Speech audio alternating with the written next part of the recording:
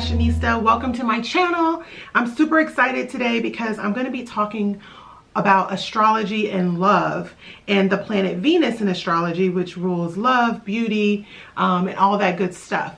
I think I always say this, I've said this several times, that the reason most people come to see me are career and love. Like, those are the two hot topics that everyone always wants to know about.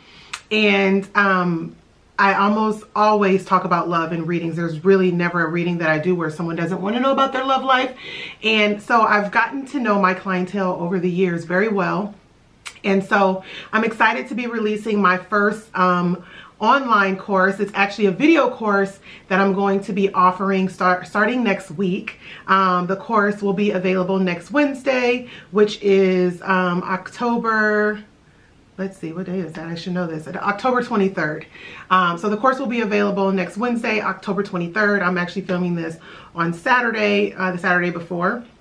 And I really created this video course to kind of help people learn more about themselves and how they are in love relationships and why that might be affecting their love life today. So it's called Manifest a Love Partner. And it's a video course where I walk you through like doing your own chart.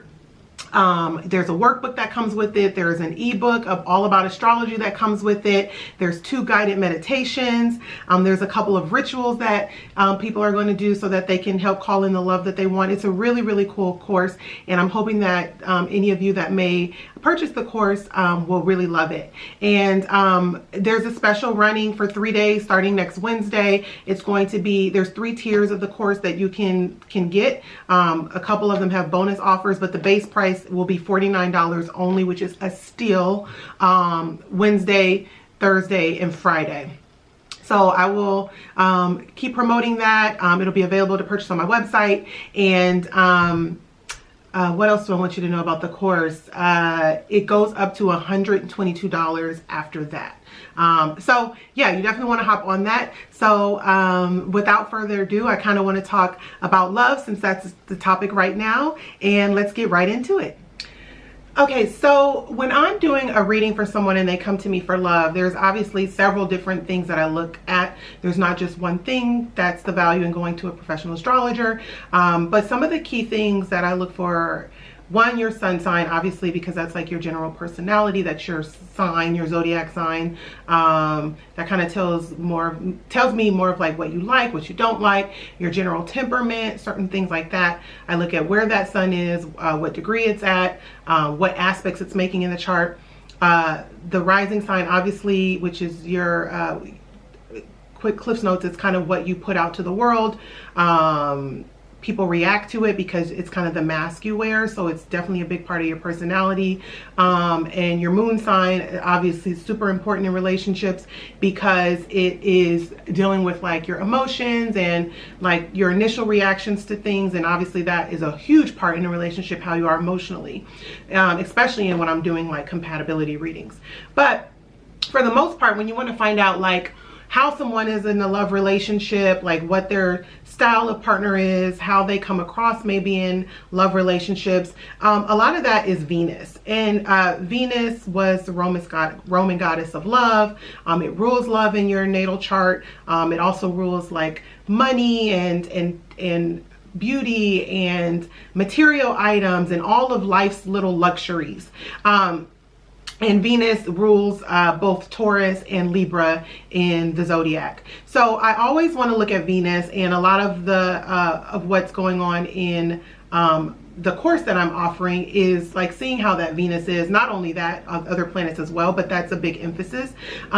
So that's what I start out with. And I'm going to go through like all the signs and houses because each house is kind of related to a sign in astrology. So I think it's better for me to do it that way so that you guys can understand, but I'll do that in a second. But so like I look at Venus. Venus not only tells you how you are in relationships, it also can tell you the types of partners that you attract in relationships. Because astrology, obviously your chart is a reflection of you, but a lot of the times we project things, or we project things that we're not able to express, and that can also be seen in the chart. So it might be the types of partners that you're attracting to you versus you expressing that Venus, but a lot of times it actually is related to you. Another part that is really important when evaluating relationships, and the type of partner you might attract is obviously your 7th house. And with this wheel, I actually have this set to my chart. I am a Scorpio rising. So for instance, so I'm a Scorpio rising, I'm a Taurus, my sun is here, so my sun obviously opposing my ascendant here. But this point here, you can't see, but in your chart, when there's like, when you're generating online, you'll see like 4 major points. They're axes. I don't even know what the plural of that is. But it's your ascendant, your descendant, your midheaven, and your IC. So those points are very important in the chart. I won't get into them now because that's not what this video is about. But the one thing you want to pay attention to is your 7th house. Here is the sign of it's the partnership house. And so often that's related to marriage because, you know, there's all different types of partnerships. There's business partnerships. There's, I guess that those are the 2 main partnerships that one would consider, business and relationship. And, you know, a marriage is kind of like a business. So the 7th house really points to the type of marriage partner or committed partner that you might be attracted to. The sign that is ruling that point is really important, but also the planet that rules that point is really important and where it is in the chart. So I always look at that. The 5th house is more romance, dating, and so that's more, I want to say that's more associated to like boyfriend or girlfriend relationships, the ones that haven't made it to that next level of commitment, but very important as well for romance. So those are some of the things I look at. So sun sign, obviously rising, your moon, your Venus, where the planets are, if there's any planets in the 5th and 7th house, who are the rulers of the 5th and the 7th house. Juno's an asteroid. I don't have a little sticker for it, but Juno is also representative of marriage. It's the marriage asteroid, and it can show like what type of partner you are and where that Juno is. That's also important, and my Juno's actually in the 8th house in Gemini. But for instance, just to give you how this works, like if I were to do a reading, so I look at Venus. My Venus is in Aries. I'm a Taurus, but my Venus in Aries. Two very different energies. Taurus is ruled by Venus. It's all about being loyal and commitment and you know, stability and kind of doing things the same way and wanting that loyalty. Aries is more fiery energy. It's passionate. It's a little bit easy to be bored, impatient, can be a little self-centered. So when I mix those two, I can be a little self-centered in relationships. I will own up to that. And I'm sure my ex-boyfriends will attest to that. But obviously there's all these things going on in the chart. So there's not just one blanket statement. So my Venus is in Aries. I actually, a Venus and Aries person I'll get to a second might be the person that might make the first move, or someone who doesn't want to waste time in relationships, or someone who gets bored with people really easily. And whenever I read Venus and Aries descriptions, I don't totally relate, but there's always things that I do relate to with Venus and Aries. So again, take it with a grain of salt. You always want to consult a professional astrologer to get like more of the nitty-gritty details. So another thing, how you can see my husband in the chart. Oh, another thing also, in certain traditional astrologers will say that Jupiter can be the husband in a chart, and Venus will be the wife in a chart. And obviously there's male-male relationships, there's female-female, there's female-male. So I won't get into the nuances of all that because I don't really delve into that in my practice. But my husband actually is a Capricorn, and my Jupiter is in Capricorn. So it works for me in that respect. Another thing is my 7th house is ruled by Taurus, my sign. And the ruler is Venus, and Venus is in the 6th.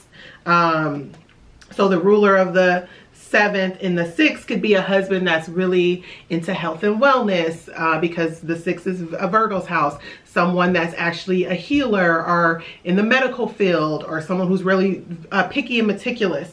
And then also Taurus as the ruler of the 7th house, someone who's very loyal, someone who's good with money, someone who likes to save, someone who likes to relax, and is like a Taurus. And I will say my husband, actually his moon is in Taurus, and he's very much into health and fitness. He actually is very trained in martial arts and boxing. So I do think that fits the bill. It also can be where you meet your partner. Sometimes when where your Venus is where you meet your partner. So that's just how it works for a quick example of my chart. There's obviously a lot of different factors. There's things like asteroids you can't see on here. But now I'm going to go into the expression of Venus through the signs and through the houses. Okay. Venus in Aries. I'm a Venus in Aries. If you have Venus in Aries, the thing about Venus is it travels very close to the sun. So it will only be in a sign that's maybe in your sun sign. So if you're a Taurus, your Venus will either probably be in Taurus or Aries or Gemini. I believe it can go up to 2 signs away in other extreme circumstances, but for the most part, your Venus is going to be a sign around your sun sign or your zodiac sign. So I'm a Taurus, and Taurus is the 2nd sign of the zodiac, and my Venus is in Aries. So Venus in Aries, when you think about Aries, Aries are very independent. They're self-starters. They're kind of impatient. So that's the way that someone with Venus in Aries will react in a love relationship. They actually like the chase a little bit. They don't like someone to be so available. They don't like to be smothered. They definitely need independence. They need to be able to be to do their own thing in a relationship. And I would say the same goes true when your Venus is in your 1st house. Another thing about Venus in Aries is it can get a bad rap about being like a cheater, or just, and that is related to the fact that they don't like to be bored for the most part. They like excitement. They like things to be happening in their relationship, unless there's some other placements going on that would, you know, prove otherwise, like if they have a bunch of Taurus placements or something like that. But for the most part, they want to keep things exciting and fresh in relationships. Venus in the 1st house can be someone who is very beautiful, because Venus is here in on your ascendant, hitting like how you look. Your ascendant is how you look. It's your physical body. They might attract partners easily to themselves, because Venus, where it's placed, can also be where you attract and find partners. So partners literally can come to them no matter where they are, which I think is a good thing.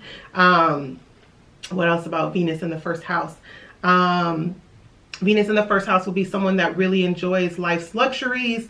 That will be the 2nd house too, but someone who likes to be pampered themselves, likes to really take care of the way they look. They really care about their appearance and the way they look. And therefore, again, it might be easier for them to attract partners because of that. Venus is comfortable in Libra. It's not so comfortable in its opposite sign, Aries, because Libra is all about compromise and getting along with people and being flexible. And Aries is the opposite of that. It's about self. It's about taking care of itself. Ruled by Mars, very aggressive planetary energy, versus Venus, which is very soft. So when Venus is in Aries, it's considered to be in detriment because it's not so comfortable there. And it's not the end of the world, but it's just one of those things that I look up when in somebody's relationship. When I see a planet in detriment, it's hard for it to express its energy there. Again, I have Venus in Aries, so it's not the end of the world, and I'm married, but it's one of those things that I have to remember to be flexible in partnerships, because the well-being of your partner should be just as important as your own well-being. So, and that might be hard for Venus and Aries to think about, because they're all about like making themselves, you know, protecting themselves and making themselves comfortable. Venus in Taurus. Venus rules Taurus. So Venus is at home in Taurus. It's a great placement unless it's badly aspected in the chart, because Venus is comfortable there. Taurus is all about luxuries and the nice things in life and money and value and all of those things. So Venus in Taurus is someone who is definitely probably a romantic, someone that really loves committed relationships, someone who expects loyalty in relationships, expects to be put first. someone who probably will stay in a relationship and be committed to a partner for a very long time. Venus in the second house is someone who is really cares about their money. They actually like buying really nice things. They like things of quality and value. You might meet a partner, if you have Venus in the second house, doing something that is tied to finances or financial industry, or maybe your partner and you are involved in a business together where you make money together. Venus in the second house can be expressed that way as well. Yeah, so that's Venus in Taurus. Venus in Gemini. Okay, Venus in Gemini gets a bad rap, just like Geminis get a bad rap. And that's only because Gemini is a mutable sign. It's mutable means flexible. It's also a sign with duality. It rules the twins. And so there's this like this twofold type of thing to their personality. And so Venus and Gemini, I will say the first thing that comes to mind is someone that needs variety in partnerships.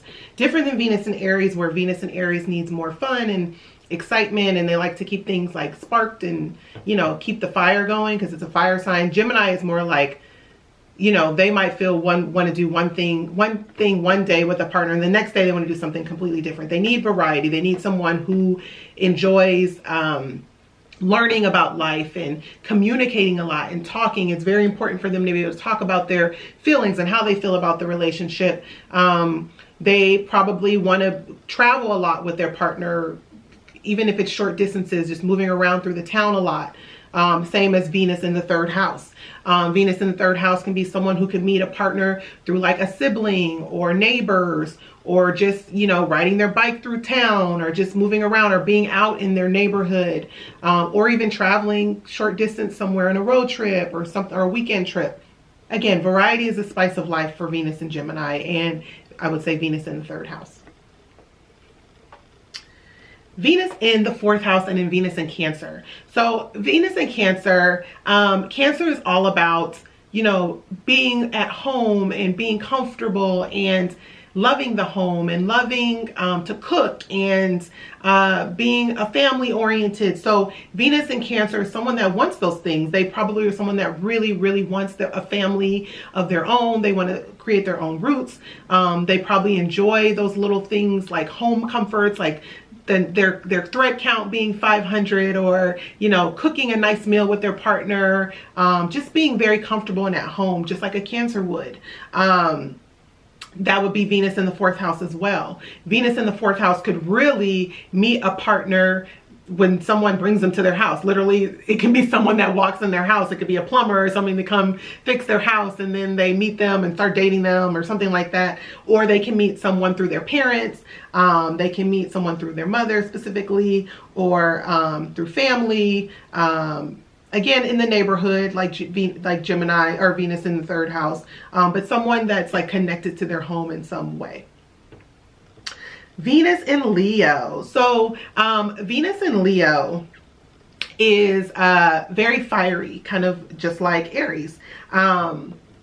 And Leos are all about, you know, themselves. They really need to be adored and loved by their partner. They want to be acknowledged. And that is what Venus in Leo needs. It really needs, it's that type of partner that needs reassurance. They need to know that you love them. They need to know that you value them. They want to know that you think they are the best thing since sliced bread. That's Venus in Leo. And again, they will shower their partner with that same type of love and affection, because again, it might be something that you want, but it's something that you're also giving out, where you're, when planets are being expressed in your chart.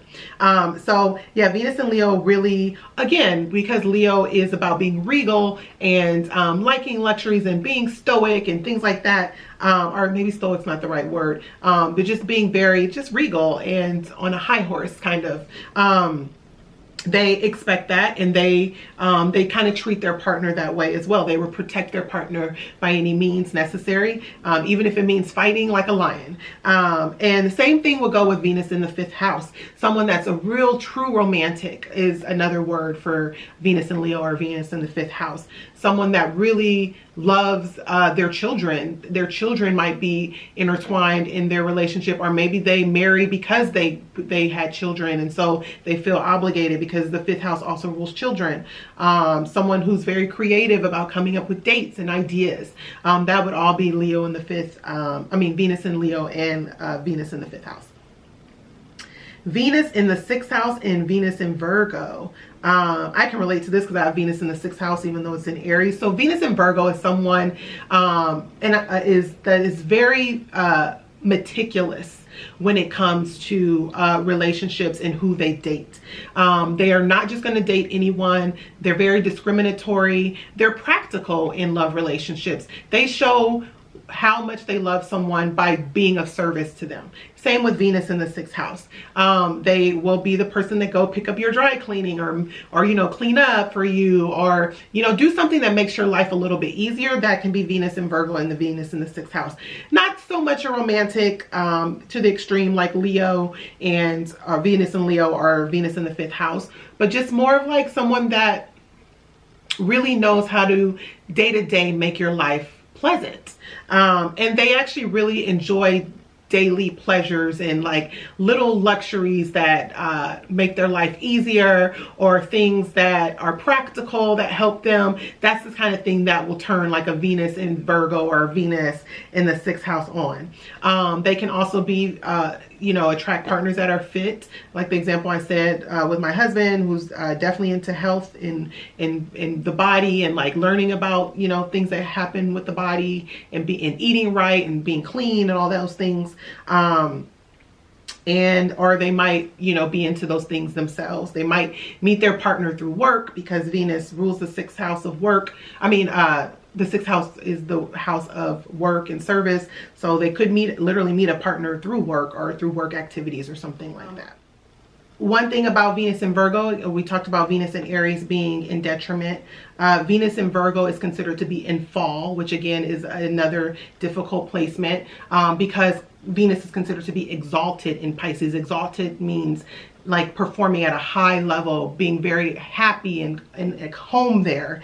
And so Venus in Virgo can be a little bit difficult, because Venus in Pisces is more romantic, and I haven't gotten to Pisces yet, and artsy and just like go with the flow, whereas Virgo is very practical and tactical. So Venus is not able to be itself so easily in Virgo. Venus in Libra. Venus is Libra's ruler, just like Venus rules Taurus. So Venus in Libra is at home. It really is excited about being there. It's very comfortable there. And this is a person that's the quintessential relationship person. This person does not feel complete until they're in a relationship, for the most part. Unless there's something going on in their chart that's like really independence driven, and there's like some conflict there, internal conflict. But for the most part, Venus in the 7th house and Venus in Libra really feel like they're destined, or they need to be married to be happy.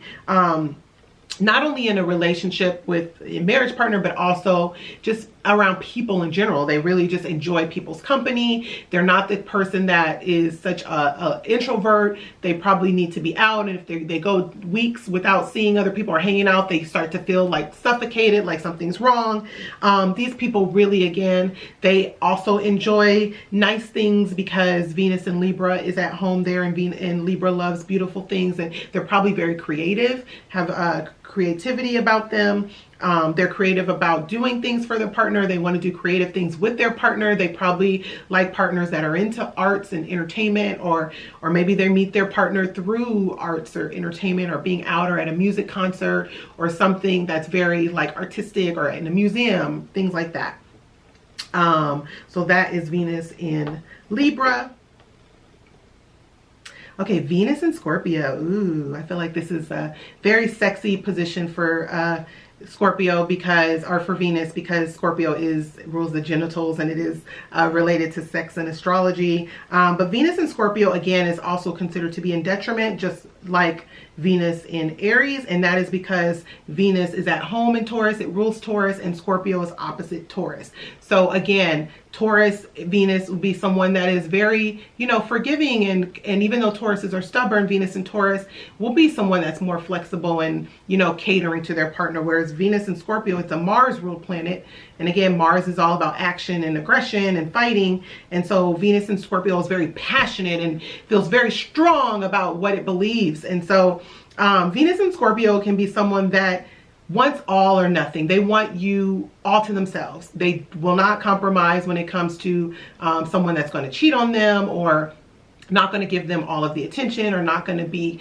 completely committed to them, because Scorpios expect, you know, they expect commitment, they expect loyalty to the death. Like, that's very a Scorpio thing. So when Venus is there, they expect that from a partner, and they will give that to a partner as well. Or they may attract people or partners that are very intense and passionate and expect all from them.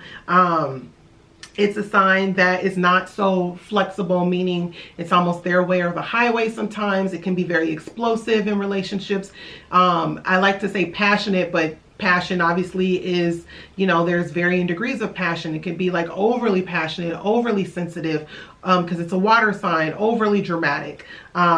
Not so much dramatic, because one thing I forgot to mention about Leo, Venus and Leo, is that Venus and Leo is dramatic, because Leos are dramatic, or Leo is dramatic, the archetype. So yeah, that's Venus and Scorpio. It might be someone that actually is attracted to like taboo subjects, things that are hidden in the underworld. This is also Venus in the 8th house reading. Someone that's like obsessed with like death and the occult and tarot cards and, you know, astrology and not saying those are like, I think there's a lighter version of all those things, because I definitely am attracted to those things as well. But just like almost going to the deep depths of life, the hidden things in life, like being attracted and that kind of turning them on in a way. So that's why I'm like, oh, Venus and Scorpio, very taboo. And Venus doesn't necessarily tell you your sexual desires. It kind of can. Mars can as well, but I would say Venus in Scorpio definitely needs to keep it kind of spicy in the bedroom and things like that.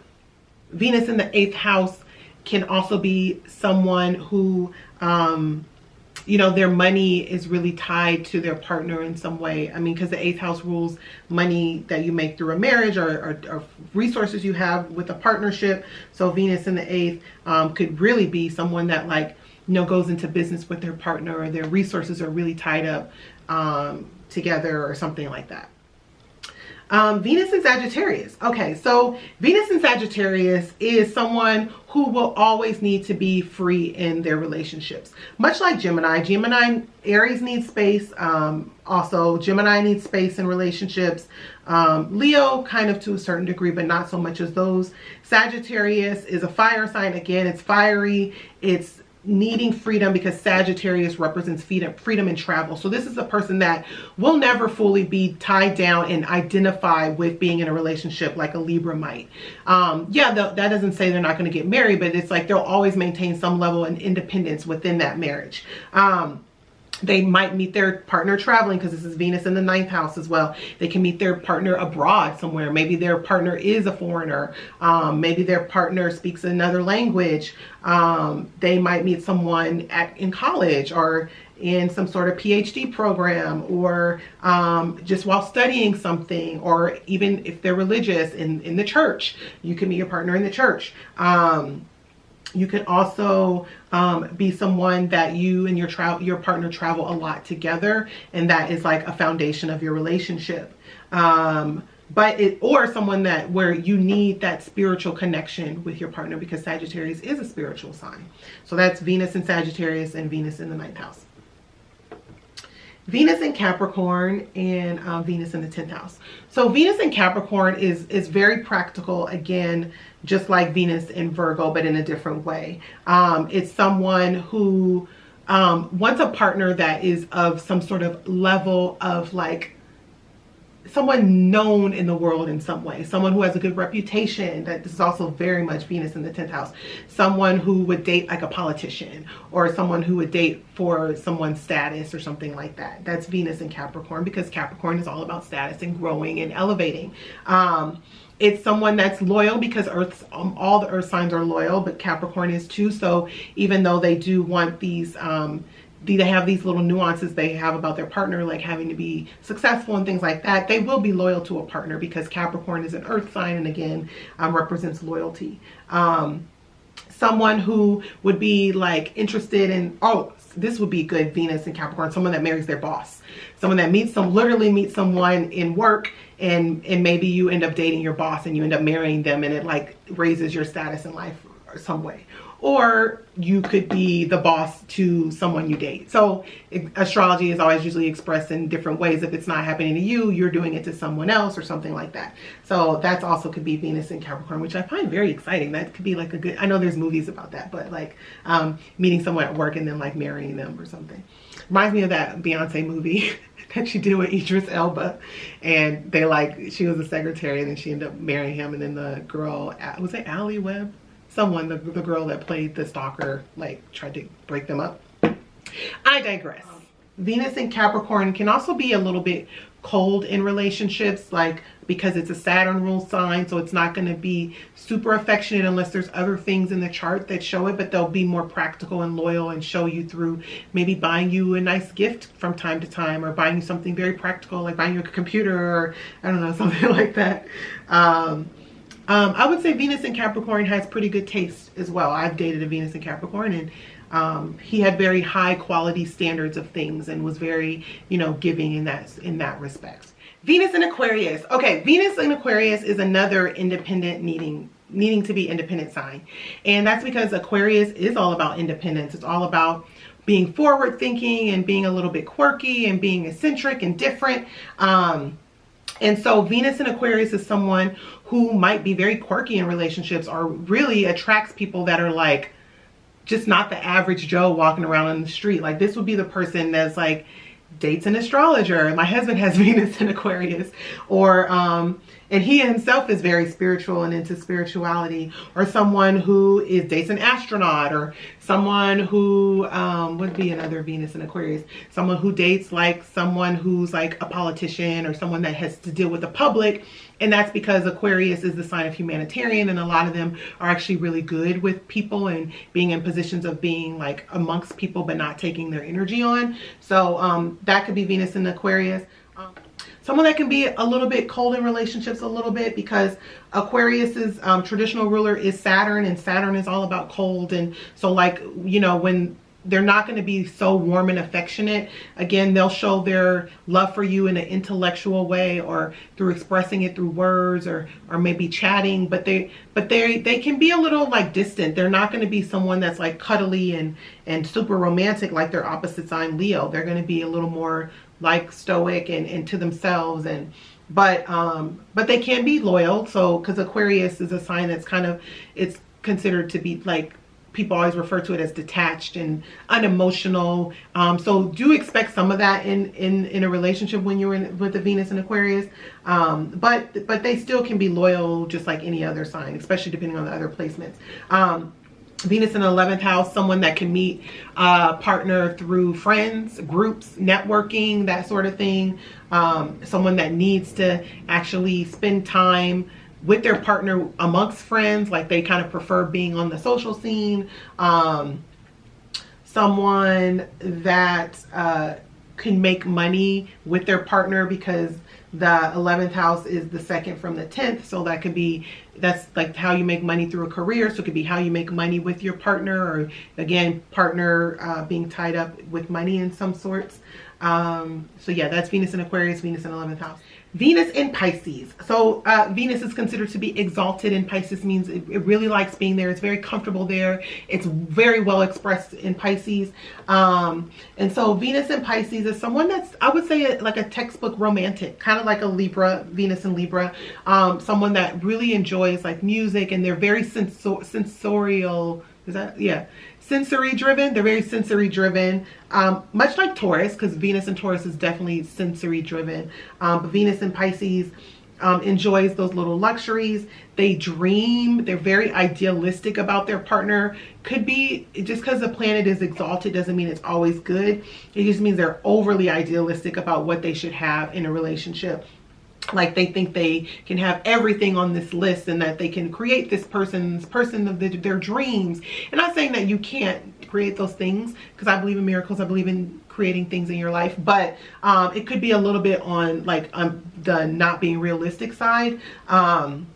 Venus in Pisces might be someone who's attracted to someone who's very spiritual and mystical, someone who's a healer, a natural healer, more in a spiritual sense, someone who can be kind of clairvoyant about what their partner needs. They're very intuitive. They know how to like zoom in on if something's wrong with them that day and how to address it. That can also be Venus in the 12th house.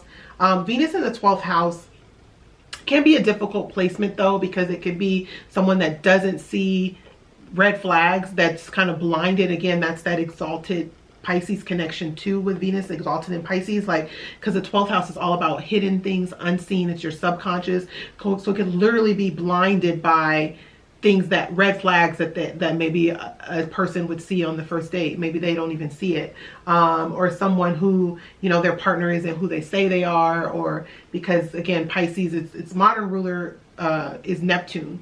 The traditional ruler is Jupiter, but Neptune is all about disillusionment and things just being not so clear. So they could just be unclear about who they're dating, literally. Or, you know, like I feel like a Venus in Pisces could be the person that like marries like a serial killer. And I'm take what I'm saying with a grain of salt. It's like an extreme version, but it's like someone who like they wear a suit every day, and then you wake up and then there's like police cars outside. And you're like, what the hell's going on here? And it's like, oh, ma'am, you married I don't know, what are those serial killers? I can't even think of the name of a serial killer. Ted Bundy or whatever. Like, you're married to Ted Bundy. And it's like you didn't even know. That's very dramatic, but like that's kind of like an example I have for like being disillusioned by somebody. But anybody could be disillusioned by that. But that could be related to Venus and Pisces. But Venus and Pisces will be someone who's very like giving and caring and a natural healer, and very, very much cares about the well-being of their partners, because that's how Pisces is. They're very like, they have big hearts, and also very emotional in relationships and willing to express how they feel, and they want their partner to know how they feel. And if they don't, it might be expressed through crying, and the partner's like, well, what am I doing here? Because it's a water sign, like they're expressing that, like that flow of emotion. So yeah, that is Venus through the 12 signs. I kind of rushed it a bit, just because I actually have to get to something, but I hope that is a little more clear for you. Remember, you can always book a personal reading with me. I love to go deeper and kind of talk about your love life. And it's much more complex than just Venus, but I wanted to go through Venus through the signs. My online course launches Wednesday the 23rd. Remember, there is, it's called Soul Goals, Manifest a Love Partner. It's on sale. The lowest level of the course, the basic course, is only $49 for 3 days. That special is going to last for 3 days. There's other 2 tiers you'll be able to see on my website, astrofashionista.com. And after that, it's going to go up to $122. And the first 10 people that actually purchase the course will be entered to win a free 1-hour reading with me, which we can go through all the love stuff that you want to go through in that 1 hour. So yes, thank you for watching. I'm looking forward to releasing more courses in the future, and leave me a comment below, and don't forget to like this video. See you next time.